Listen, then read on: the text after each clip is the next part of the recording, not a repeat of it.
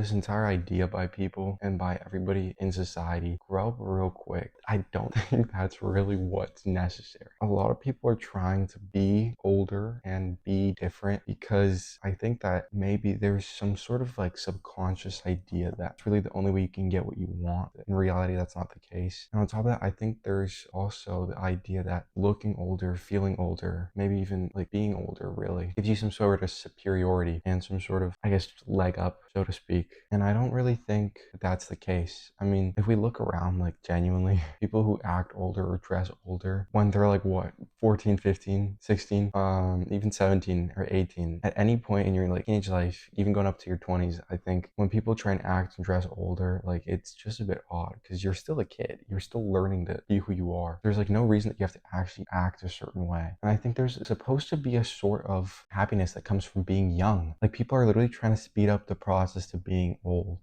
Like, not to say that being old also isn't something good. I think being old at any age is always positive because you live to that age. You've seen so much. It kind of shows that you're wise. There's just a lot of benefits to it as well. Not including like store benefits, but also just like normal stuff where I think with age, you gain a lot of understanding and clarity, and you can't really do that without aging up. But also, I think there's a lot of fear, in regards to how you're going to feel and how you're going to look. But in reality, I think, you're going to find that with every wrinkle and every whatever, you look good. You know what I mean? There's no need to add in that extra Botox, whatever. Not saying that that's, something everybody should just go away from, like, to each their own, whatever. I'm just saying that I also think it's something that you have to kind of look out for and like realize that it's not that bad.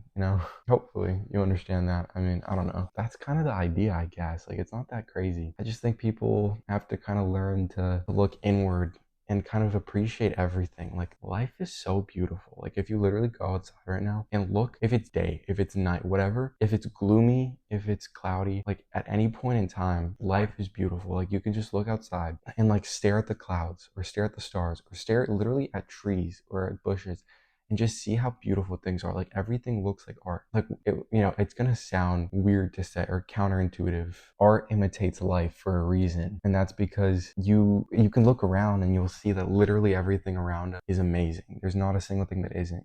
Even the worst times of your life, even the most heartbreaking, the most stressful, the most anxiety-inducing times of your life, at any period or at any moment, have some sort of positive to them. Like, there's always positive outlook, and I genuinely will think that that is for anything negative. Like, some people are going to say, well, what about like certain aspects of, losing someone or breaking up with someone? But I think there's also a beauty to that as well, that like you were able to say your goodbyes. You were able to see them one last time or kind of really separate her correctly. Or if it wasn't a good separation, or if it didn't feel bad, then there was a separation nonetheless that you might have needed or required. And maybe you don't see it right now, but in the future you will. A year down the line, you'll look back at that moment and be like, yeah, that helped out. That helped out for a reason. It made me into who I am. It helped me into who I am, and it kind of built me. I don't know. I just think a lot of people don't appreciate just being in the moment and like genuinely staying and like living, truly living. There's a big emphasis on speeding up what you experience during life, and the experiences that a lot of people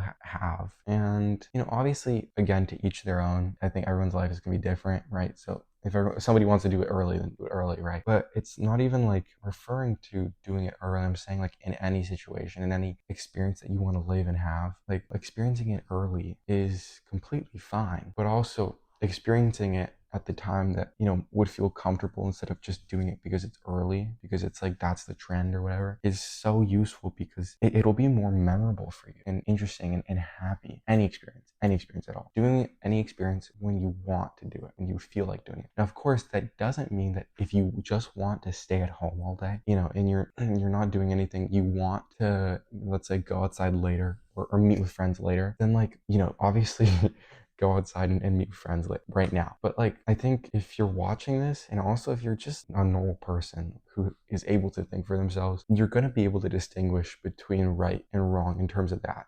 Like, you'll know what's good for you and what's bad for you. I think genuinely just having an outlook on life, like I read somewhere online, and I've been using this ever since. It's that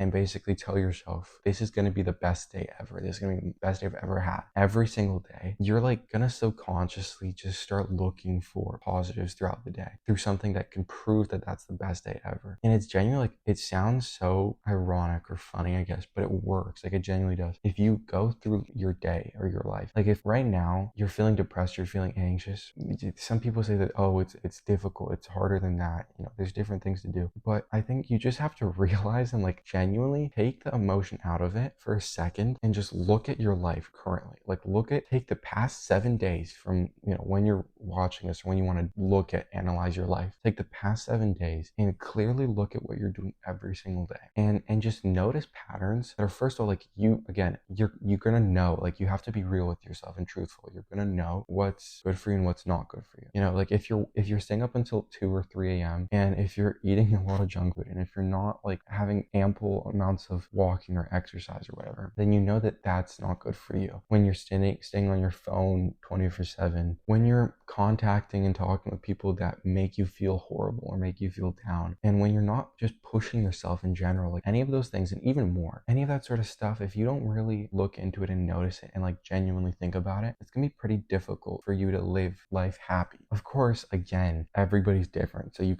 some people are probably gonna be able to live, but not everyone wants to, and not everybody can correctly. So it's just a matter of how you do things and how you work and whatever. I think it really is up to you whether you want to live a happy life and live a life that's worth living, And I say that with a sort of kindness, because obviously everyone wants a happy life, wants to live nicely and whatever, which is the truth. But I think in any situation that you're in, you can always find a positive. You can always find the good in it and make the good out of it too. A lot of people think that if you don't have enough money like the other person, or you don't have the same body as the other person, or you don't have the same charisma as the other person or whatever, that it makes your life worse and that you have awful time or whatever.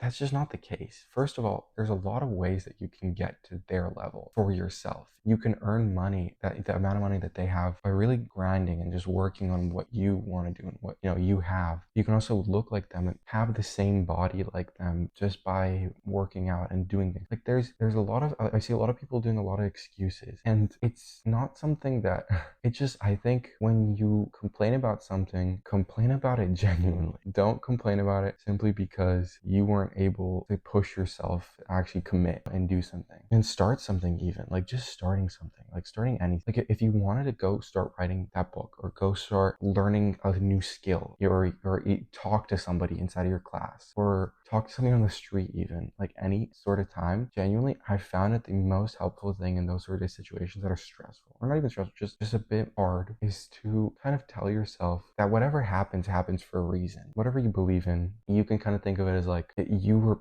brought down this path for a reason. So if you talk to somebody and they are awful, or they're just rude, or they reject you or whatever, that doesn't mean that that's the end of the world, because that was just meant for a reason. You could even reframe it as like, maybe the reason you didn't talk to that person, or you're not talking to them in general, isn't because you were awful or you couldn't talk to somebody, or you have bad social skills, but it's because they just weren't meant for you in your life. They were going to do something awful, or they were going to bring you down and manipulate you, or mess with your life, or just do something that would kind of ruin who you are, and therefore they're not a part of your life. I always and I mentioned it earlier in the video, I always think that everything happens for a reason. That applies to people that you meet, that applies to situations and opportunities that you have, that applies to everything. And so if something doesn't work out, that was meant for a reason. If something does work out, that was meant for a reason. But I also think in order to know what's going to work out and not work out, you have to go and do it in the first place, and genuinely just push through the stress and the anxiety and the fear, because there's no reason in not doing it. You have to live life to the fullest and understand its beauty, like I mentioned. I think when you do,